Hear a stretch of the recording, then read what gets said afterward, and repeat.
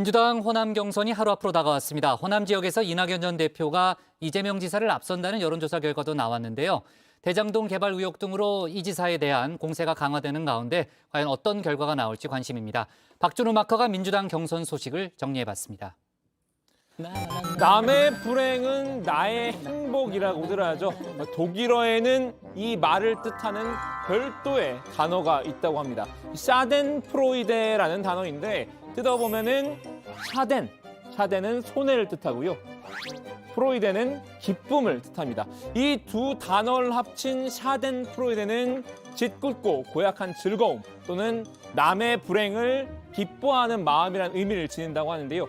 실제로 뇌 과학자들에 따르면 강하게 질투하는 상대가 불행을 겪을 때 우리 뇌는 기쁨을 느낀다고 합니다.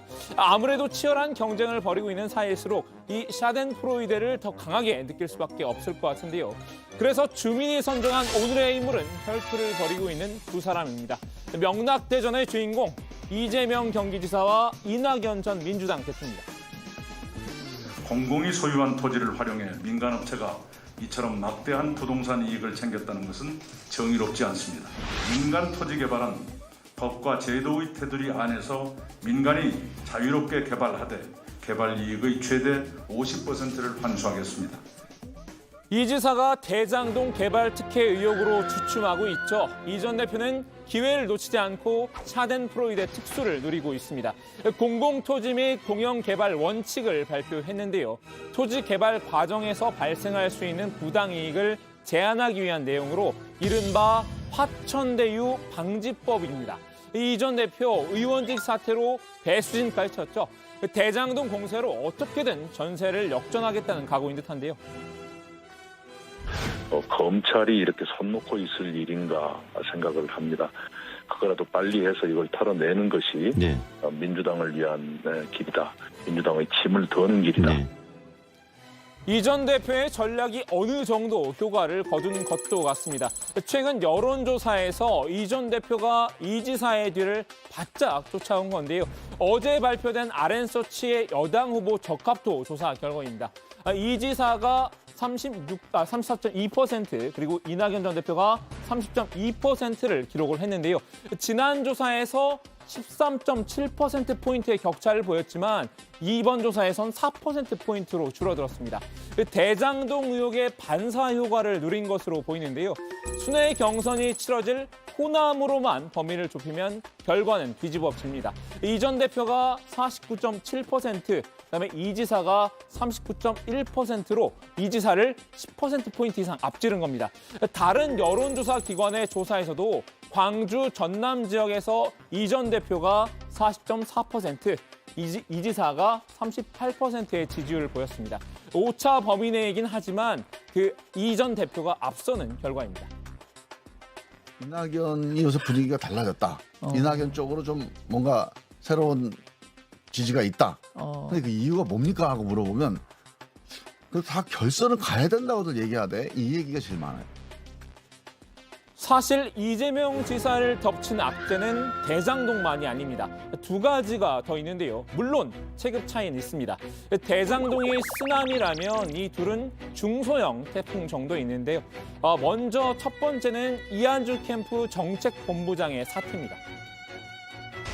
이재명 후보의 대장동 공작이 오히려 의혹으로 둔갑되어 공격받는 상황 속에서 사안의 논점을 흐리게 하여 정략적인 모략이 될 수 있는 가능성을 막기 위해서라도 캠프 내 정책본부장 직함을 사임하겠습니다.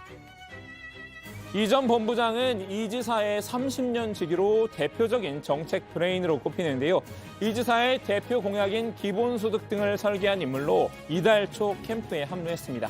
하지만 어제 이 전 본부장에 대한 부동산 투기 의혹이 제기됐죠. 이 전 본부장이 서울 등 수도권 아파트를 포함해 전국 각지에 부동산 10여 개를 갖고 있고 이 가운데 일부는 자녀에게 편법 증여했다는 내용이었습니다. 공직자가 되기 전의 일이고 투기와 관계가 없는 일이라고 해명했지만요. 이 지사에게 부담을 주지 않기 위해 결국 스스로 물러났습니다. 또 다른 비보는 경기 남양주시의 태클인데요. 윤석열 전 검찰총장이 출연해 이미지 개선 효과를 누렸던 지상파 예능 프로그램이죠. 이 지사도 같은 프로그램에 출연할 예정인데요. 남양주시가 제작진에게 이재명 편의 일부 내용 방영을 중단해달라고 요청한 겁니다. 해당 방송의 예고편에 이 지사가 계곡 정비 사업을 자신의 지적으로 소개한 내용이 담겨있기 때문이라고 하는데요. 그간 남양주시와 경기도는 계곡 정비 사업을 두고 이른바 원조 논쟁을 벌여왔습니다. 남양주시는 해당 사업이 조광한 시장의 취임 이후 추진한 핵심 사업이라고 주장을 하는데요. 경기도가 이를 벤치 마킹했다라는 입장입니다. 반면 경기도는 이 지사가 그보다 앞서 계곡 정비를 지시했다고 맞서고 있습니다. 간단히 말하면 이재명이 먼저냐 조광환이 먼저냐의 싸움입니다. 남양주가 18년 8월에 계곡 정비를 해서 성과를 내자 2019년 8월 1년 뒤에 했던 경기도가 은근슬쩍 가로챘다 이렇게 트위터에 썼어요. 제가 고도지사 취임하고 8월에 이제 연인산을 갔다가 거기도 뭐 엄청난 이 시설물이 있는 걸 보고 그때부터 기획을 해서 저희는 해야 되겠다 마음먹고 있는데 남양주가 먼저 그걸 하고 있더라고요. 그래서 저희가 엄청 잘하셨습니다. 그래서 예산 지원도 해드리고 표창도 해드렸는데 현재 해당 방송의 예고편에서 논란이 된 부분은 삭제된 것으로 보이는데요. 이 지사로선 예능 출연 휴가도 마음 편히 누리기 어렵게 된 셈이군요. 자, 그럼 하루 앞으로 다가온 호남 대전의 승리는 이미 이 전 대표에게 기운 걸까요? 그건 아무도 장담할 수 없습니다. 몇 가지 변수가 있기 때문인데요. 일단 여권의 심장이라는 호남치고는 저조한 투표율입니다. 호남 지역 권리당원의 최종 온라인 투표율 38.57%인데요. 앞서 순회 경선이 진행된 지역들의 투표율에 비해 2%포인트가량 밑도는 수치입니다. 일단 광주, 전남은 내일까지, 전북은 모레까지 ARS 투표를 추가로 진행을 하는데요.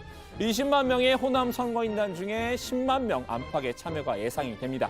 기대보다 저조한 투표율이 어느 후보에게 더 유리하게 작용할지는 아직 알 수 없는데요. 이 전 대표는 높은 투표율이 유리하다고 판단한 모양입니다. 투표 참여를 독려하면서 마지막 구애에 나섰습니다. 호남의 어려움, 호남의 아픔을 누구보다도 온몸으로 알고 있는 사람입니다. 제가 호남의 아들답게 자랑스럽게 일 잘하겠습니다. 여기에 중도 사퇴한 정세균 전 총리의 표가 어디로 갈지도 관심입니다. 정 전 총리 사퇴 기자회견 당시 특정 후보를 지지하진 않겠다는 입장을 밝혔었죠. 다른 후보를 지지 선언하실 계획은 어떻게 되는지요? 예, 제가 민주당을 지지한다고 말씀드렸지 않습니까? 예, 저는 일관되게 민주당을 지지할 것입니다. 여기에 실버 크로스를 노리는 3위 추미애 전 장관의 선전 여부도 주요 변수죠. 추 전 장관은 그간 이 지사의 주요 공약인 기본소득을 옹호하는 듯한 태도를 취해왔습니다. 그 대장동 의혹에 대해서도 엄호 사격을 하는 모습이었는데요. 특검이나 국정조사까지 가자는 주장에 대해선 가도 저는 상관이 없지 않나. 이재명 후보 쪽에 나올 건 없을 것 같긴 한데요. 반면 이 전 대표에게는 무늬만 민주당이라며 맹공을 퍼붓고 있습니다. 이 전 대표가 마치 야당처럼 이 지사를 공격하는 점을 문제 삼고 있는데요. 제일 어리석인 것이 남의 진영의 그 비리를 갖고 와서 그 남의 진영의 언어로 우리 후보를 저격하거나 우리 동네 싸움으로 만드는 것이죠. 그 지도자가 할 일이 아니에요. 이재명은 안고 이낙연은 선 긋고로 정리할 수 있을 텐데요. 명추연대로라고까지 불렸지만 그 와중에도 자신의 표는 확실히 생기겠다는 각오입니다. 이렇게 추미애 표는 추미애에게 가야 되는 거지. 추미애 표가 이재명한테 붙어 있으면 안 되거든요. 이렇게 호남대전의 세 가지 변수도 한번 살펴봤는데요. 이 변수가 명, 낙 두 후보 중에 누구에게 샤덴프로이데를 선사할지가 이번 경선의 관전 포인트가 될 것 같습니다. 자, 오늘 주민 한마디 정리합니다. 명낙대전인 호남 D-1 누가 웃을까?